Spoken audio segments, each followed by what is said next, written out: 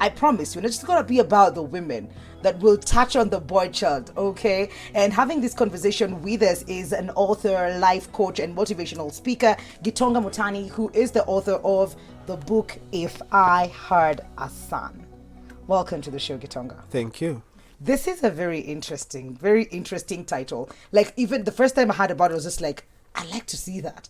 What secrets are in here?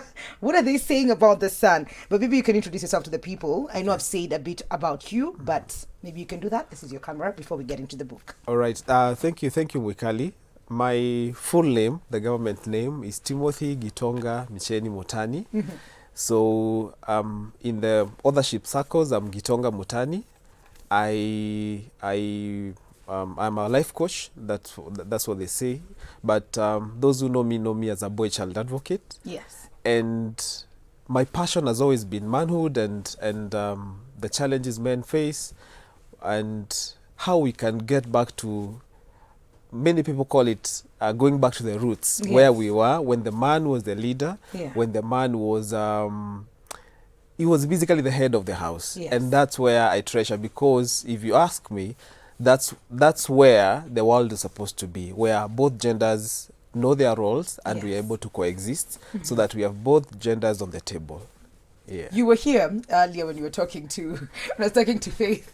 I hope you were on the same book. Are we together? We are rhyming. We're in the same ship. Yeah. Before we start a fight here, let me just read the back bit of the book. It says, every boy today will be a man tomorrow. When they say that the gentleman is an endangered species, they are not wrong.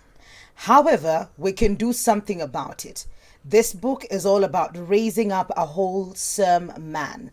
This is the book for all men, parents, and prospective parents wondering how to bring up their sons.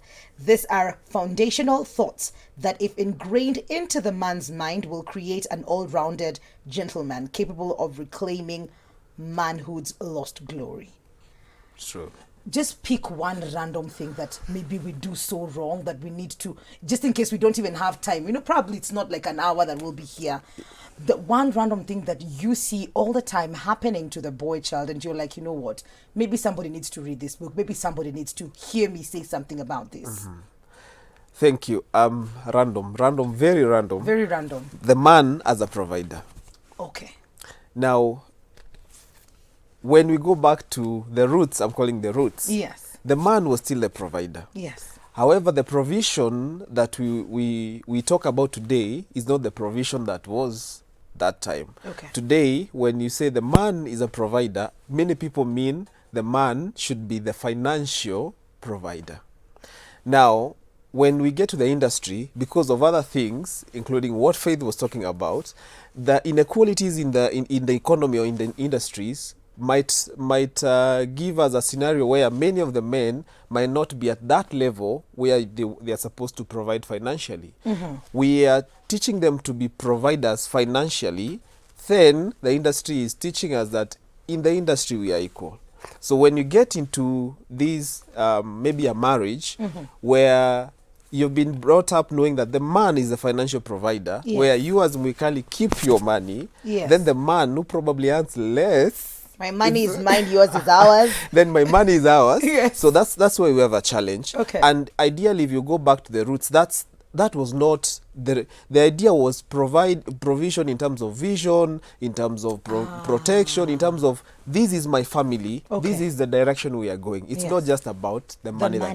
Which it's true, and I thank you for just putting it out there, that every time we talk about provision or man being a provider, we just sort of like just look at the one thing.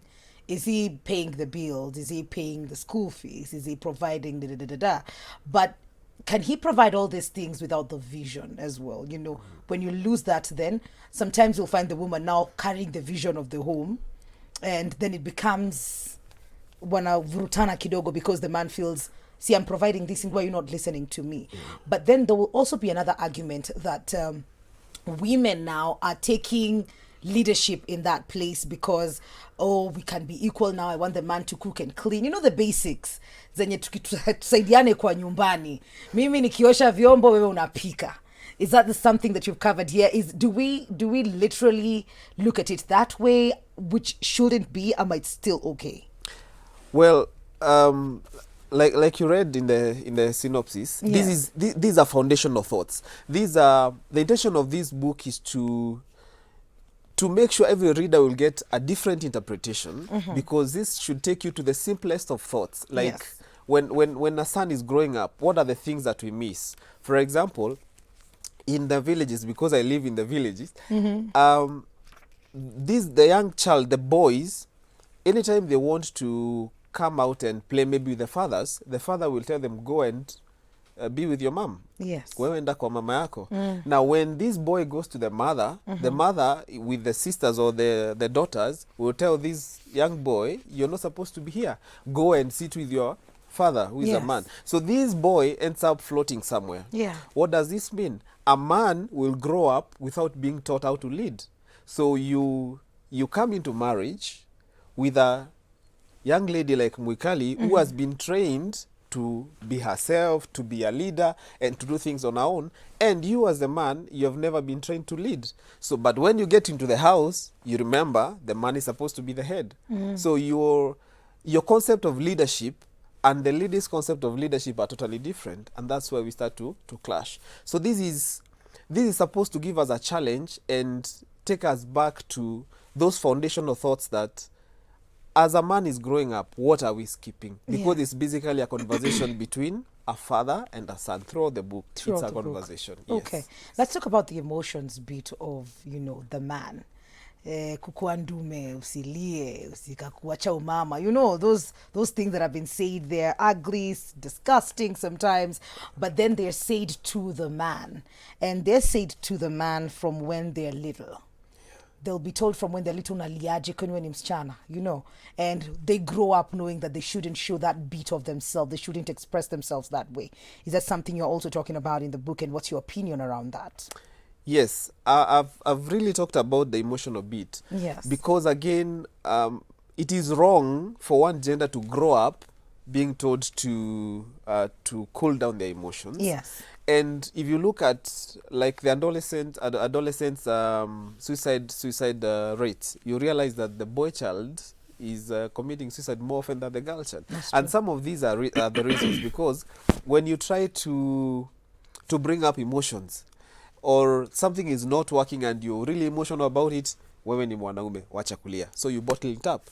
When you go to another place where you're not given maybe what you deserve, you're told, wacha kupiga kelele, wewe ni mwanaume, cheza kama mwanaume, or kufa ki mwanaume and such. So I've handled the emotional beats, and it's a whole story about when this happens, when tough times come, when sweet times are there. This is how I think a man should react, or should behave. Yeah. Okay, you say that the book borrows a lot of lessons from your personal life. Yes. How did you grow up, and why they need to have this conversation? It seems like you're very passionate about it. Yeah. My father was a teacher when teachers were teachers. I know you know what that means. Yes. And we spent a lot of my dad was feared even by villagers and the students, and it's the fear that I don't know how else to put it. Yes. But for me, he was there for me. And even these basics like relationships, basics like how to handle yourself in public, because he would take me even to his public events where when he became a principal, I would see how he was managing staff. When I was going through issues like in school, my dad was basically there. Yeah. Now, when I compare myself to the others, maybe the people we grew up around with in the village, that was not there. And even without a very big scientific review, I can see the impact it has had on my life. Yeah. And the impact, the absence of these skills on my mates has had on their life. So this is really passionate for me, because if a man is not there, if a man or is there and not there, absent in quotes, there is a very big impact on the boy child or the children the boy children is raising. Okay. Yeah. Okay. And your book is not just a regular kind of, book to read. It comes with pages like this. Let me just show you one. It comes with pages like this where I'm supposed to pen down what exactly? Now, like if you look at the tagline, these are conversations of man on the front page. These are conversations of manhood with our sons. Okay. So even as a reader, as Mwikali, there is something very personal that you need to get from this book, and when that thought hits, you need to note it down. Yes. This is not the kind of book where you maybe buy and give to others. It's a book that you'll keep on. This is on, sort on of like a reading throughout. workbook. Yes, yes. That was the concept we had, because it's a book that you can grow with from adolescence into adulthood. It's a book that you keep on reading, and Yes. even the few people who have gotten the copies, they keep on telling you, this is a book I read, and if there's something I go back on it. And so that's why we had to give spaces for notes, so that if you get that idea, you jot it down, you can come back to it later. Okay, Yeah. this is interesting. I wish that everybody could get this book. There's a very interesting line over here. So, because in Africa we raise our daughters and let our sons grow. That sounds almost almost like you're blaming somebody for something. You remember the example I gave where Yes. the boy child is told wewe enda tu, and you come to the father na enda kwa mama yako, you Yeah. go to the. It's the same thing. It's the same but thing. I remember growing up, the girls would be close to the mom. We would be prepared for our own homes without knowing. You need to know how to cook. Yes. You need to look clean. You need to know how to shona. And the boys are out there just playing and just being boys. Yes. So you're saying that should not be the case. That should not be the case, because even this playing and the boys that actually many of the wrong concepts about manhood come from that unsupervised playing that we used to do out there. It seemed Because cool. We felt jealous. You It felt like sisi tumekaziwa sana. but look at us now. Okay. You guys were okay. feeling jealous, you were doing those two things, but now you can hold your own home. Those of us who are playing that just around there, without the only things we do, like in the villages, were playing hunt and chasing imaginary animals and shooting arrows, and But nobody's shooting arrows now. nobody's shooting arrows Right unless now, it's you're true. going to a place where you're doing archery and stuff. Yes. So this is why I felt that we Yeah. as Africans, Yes. and generally some other parts of the world, Yes. we are teaching our girls how to be women, Yeah. but we are letting our sons grow into men Yeah. the way they want. Okay. Yeah. Which we should change. We should now. change that. So, We what should would be your sort of like parting shot or lesson take home for anybody who wants to get this book? What would that thing be for you? A man is not a man because you have money. You're not a man because you have the title, doctor, professor, or the job you work. You're not a man because of the clothes you wear. You're a man because of you, the inside you. Yes. There is that identity. Timothy Mutani, there is the person inside. Whether I have money, whether I Or have a not. family, whether I have kids or not, a man is that person. As you were born in your unique self, that is the man. Anything else the money that you have, the titles that you've accumulated, the wealth, that does not make you a man. That is powerful. That is powerful, because I think it's the same concept of having all these things, especially like if you're a rich man, then you think you can buy even like a woman. You can Yes. buy whatever it is that you need, because that is the only way you can get these things. If those things, if the money and the titles are taken away from you, then you're not able to even stand or have a conversation or even get that woman, get that child, or raise them the way that they should be raised. Exactly. How can people get this book? The book currently is in a few bookstores. However, for Kenyans who are on Jumia, it's available on Jumia. It's available on nuria.co.ke. It's available on Rafu Books. It's available on my publisher is CLC Kenya. So they have a website, kenyaclc.org. You can also buy from, or you can also order from my social media handles. Thank you so much for coming through. Do you have a son?